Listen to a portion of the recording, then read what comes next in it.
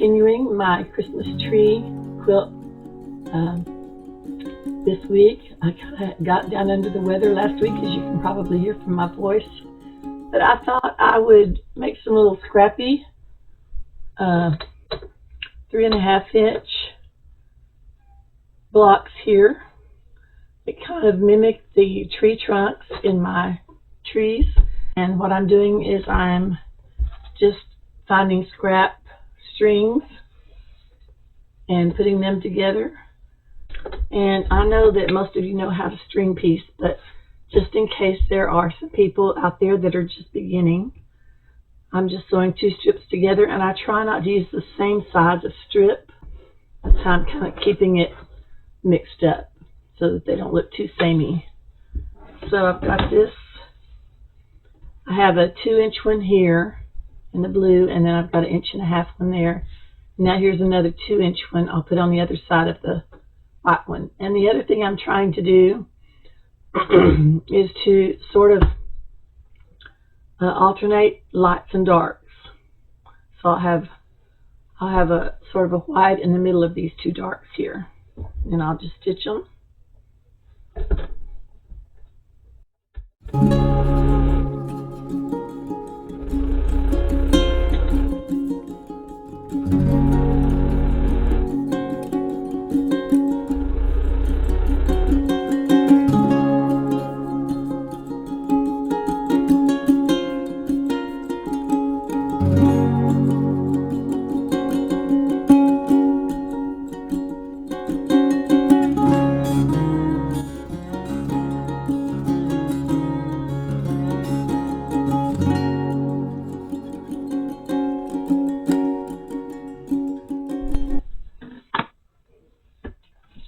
I've started trimming up my Christmas tree blocks, and I was thinking that I would be able to trim them to 12.5, but so far the ones that I've done have not been big enough to trim to 12.5, so I'm trimming them to 12 inches. I'm using my Stripology ruler to do that, the medium-sized one. I'm being careful not to take any more than I have to off of that top. Make sure I leave myself enough room for my 1/4 inch seam allowance. But I've got about 1/2 inch up there, so I'm doing pretty good there. All right.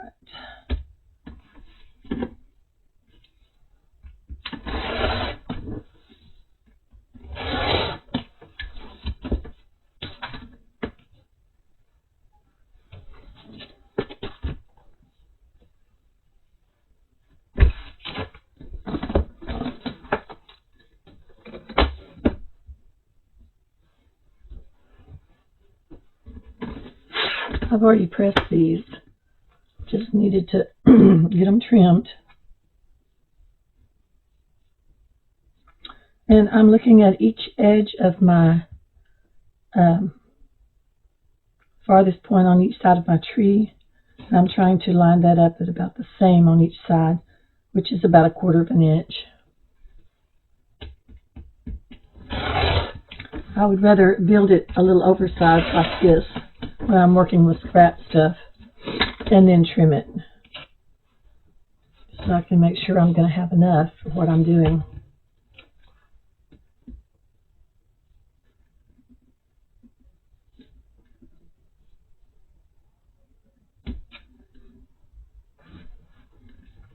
And what I'm also doing is I'm looking for lines on my tree that line up with the lines on this ruler.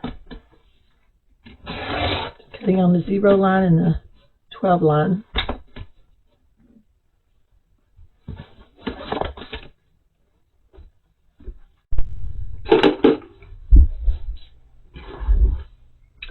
I made a decision.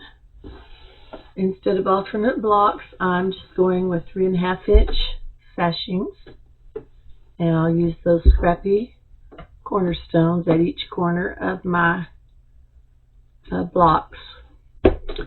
So right now all I'm doing is putting 3 trees together and sewing a sashing between each one and a sashing on the ends of each one.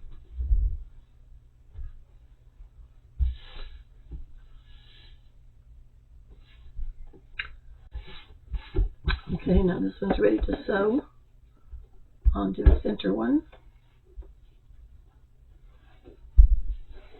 Now this time I'm putting the tree on the top because my seams are going towards me. I just don't want to have to deal with maybe getting them bent backwards. So I'm just going with the flow here.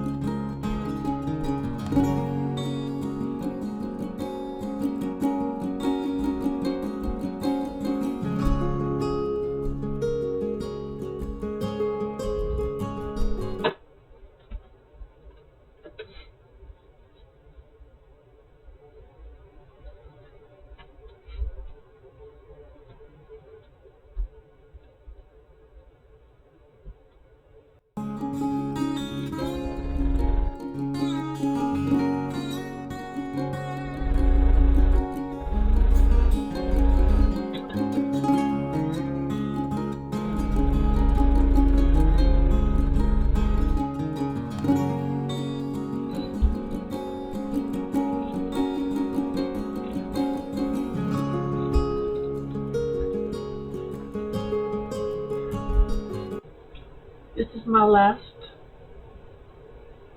row of trees. So now what I've got to do is make my sashing and cornerstones to go between each row and along the outside.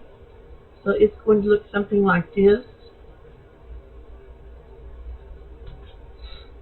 And sashing, of course these will all be mixed up, but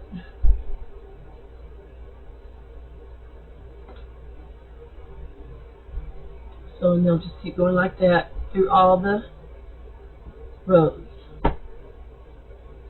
Alright, gotta get started on that. And what I'll do is I'll just make these independently and then I'll sew between the rows.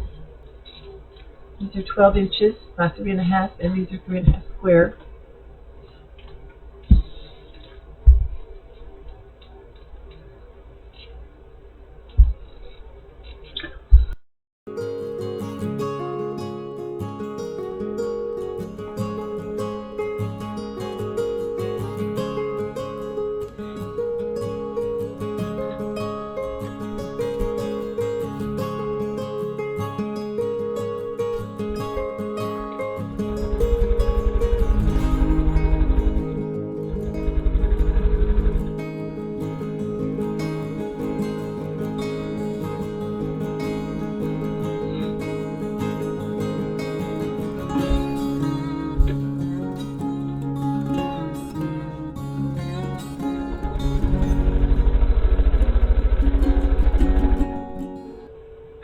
Now I'm going to go ahead and put this on one row.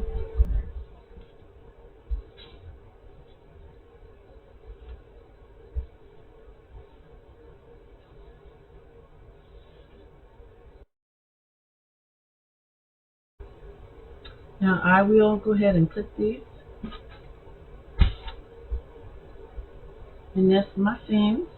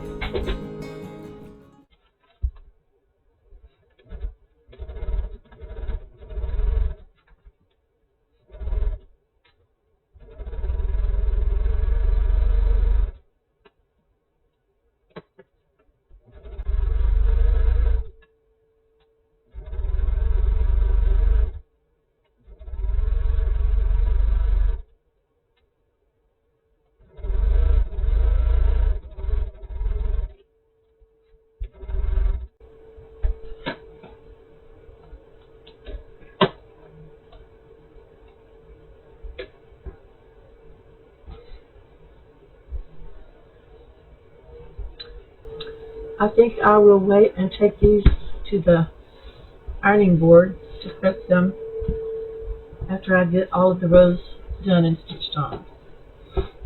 I'll give it the final press and press these down at the same time. It'll be cute. That little bit of scrappy here will make the tree trunk stand out, I think.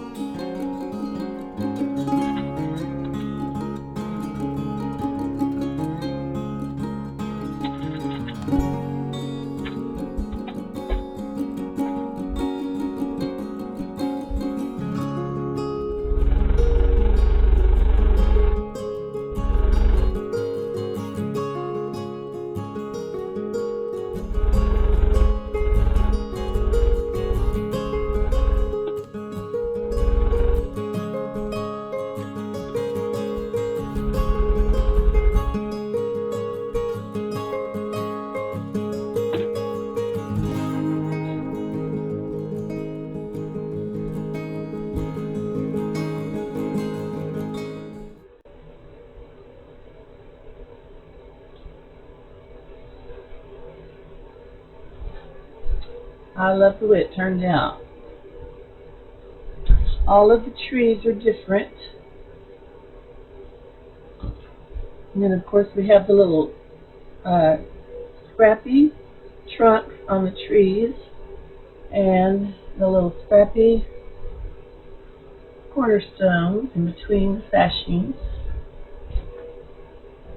Sorry, I don't have a big enough space to hold it up. in front of the camera anyway. But there it is. And we'll get a better look at it once we get the borders on and get it ready to put on the long arm. Thanks for joining me, and hope to see you for the next part, which will be part 3.